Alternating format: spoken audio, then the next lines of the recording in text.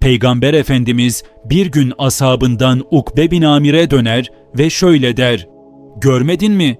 Bu gece benzeri hiç görülmemiş ayetler indirildi." Bahsettiği bu ayetler Kur'an'ın en kısa 2 suresiydi. Ama gücü, kısalığıyla ters orantılıydı. Bugün o surelerden birini, Felak suresini satır satır, kelime kelime inceleyeceğiz. Karanlığın, büyünün ve hasedin şerrinden nasıl korunuruz? Kur'an bize bunu tam olarak nasıl anlatıyor? Başlayalım. Felak suresi, Kur'an-ı Kerim'in Musaf'taki sıralamaya göre 113. suresidir. Sondan 2. sure, 5 ayetten oluşur. Felak kelimesi yarmak ya da yarılıp ortaya çıkmak kökünden gelir. En yaygın yoruma göre bu, gecenin karanlığını yararak çıkan sabah aydınlığı anlamına gelir. Surenin ne zaman indiği konusunda alimler arasında bir tartışma var. Çoğunluk görüşü, Felak suresinin Mekke döneminde Fil suresinden sonra Nas suresinden hemen önce indiğini söylüyor. Şimdi ayet ayet sureyi inceleyelim. 1. ayet. De ki, sığınırım sabahın Rabbine. Burada dikkat çekici olan şu: Allah kendisini burada sabahın Rabbi olarak tanıtıyor. Yani karanlığı yarıp aydınlığı çıkaran, kaosun içinden düzeni var eden bir kudret. Bazı müfessirler bu tabiri çok daha geniş yorumlar. Onlara göre Felak sadece sabah aydınlığı değil, Allah'ın yoktan var etme kudretinin tamamını simgeler.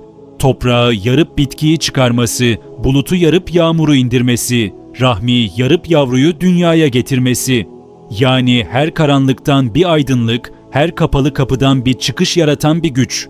Bu yüzden sure bize şunu öğretiyor: sığınacağımız yer sadece kötülüğü engelleyen bir güç değil, aynı zamanda karanlığın içinden aydınlığı yaratabilen bir güç olmalı. 2. ayet. Yarattıklarının şerrinden. 2. ayet çok geniş bir çerçeve çiziyor. Yarattıklarının şerrinden. Burada henüz spesifik bir tehlikeden bahsedilmiyor. Bu genel bir sığınma cümlesi. Yani her ne var, her ne olabilirse, bilinen bilinmeyen her türlü kötülükten sana sığınırım demek. Surenin geri kalanı aslında bu genel ifadeyi somutlaştıran 3 özel örnek sunuyor: gece, büyü ve haset. Ama önce bu genel çerçeveyi çizmesi önemli. Çünkü insan aklının düşünemediği, öngöremediği tehlikeler de olabilir. Sure bize önce her şeyi kapsayan bir sığınma öğretiyor. Sonra somut örneklere iniyor. 3. ayet. Karanlığı çöktüğü zaman gecenin şerrinden. 3. ayet gecenin şerrinden bahsediyor. Peki neden özellikle gece? Çünkü gece tarih boyunca insanlık için sembolik bir tehlike zamanı olmuş. Vahşi hayvanlar geceleyin ortaya çıkar, hırsızlar geceyi tercih eder, suçlar çoğunlukla karanlıkta işlenir. Ayrıca psikolojik olarak da gece, insanın korkularının, kaygılarının, belirsizliklerinin daha fazla su yüzüne çıktığı bir zaman dilimi. Dilimizdeki sabahın şerri, akşamın hayrından daha iyidir sözü de bu düşünceden gelir. Gece, görünenin azaldığı, bilinmeyenin arttığı bir zaman ve sure bize diyor ki, işte tam da bu belirsizlik anında sığınacağın yer bellidir. 4. ayet, düğümlere üfleyen büyücülerin şerrinden. 4. ayet biraz daha tartışmalı bir konuya giriyor. Büyü. Ayette düğümlere üfleyenlerin şerrinden ifadesi geçiyor. Bu, eski dönemde ipe düğüm atıp üzerine üfleyerek yapılan bir büyü ritüeline işaret ediyor. Burada bir de tarihsel bir tartışmayı sizinle paylaşmak isterim. Bazı klasik tefsirlerde bu surenin iniş sebebinin Hazreti Peygamber'e bir büyü yapılması olduğu rivayet edilir. Kurtubi gibi müfessirler bu rivayeti aktarır. Ama bütün alimler bunu kabul etmez. Örneğin Zemahşeri bu tür anlatılara hiç itibar etmez. Surenin asıl mesajı ise nettir. Gizliden zarar verme çabası her ne şekilde olursa olsun ondan Allah'a sığınılması gerektiği. 5. ayet. Ve haset ettiği zaman hasetçinin şerrinden. Son ayet belki de hepimizin en çok karşılaştığı bir konuya değiniyor. Haset yani kıskançlık. İslam kaynaklarında haset başlıca kötülük kaynaklarından biri olarak görülür. Hatta bir tür ruhsal rahatsızlık olarak bile tanımlanır. Dikkat edin, ayet hasetçinin şerrinden değil, haset ettiği zaman hasetçinin şerrinden diyor. Yani asıl vurgu kişinin haset duygusuna kapılıp harekete geçtiği ana. Bu ince ayrım önemli.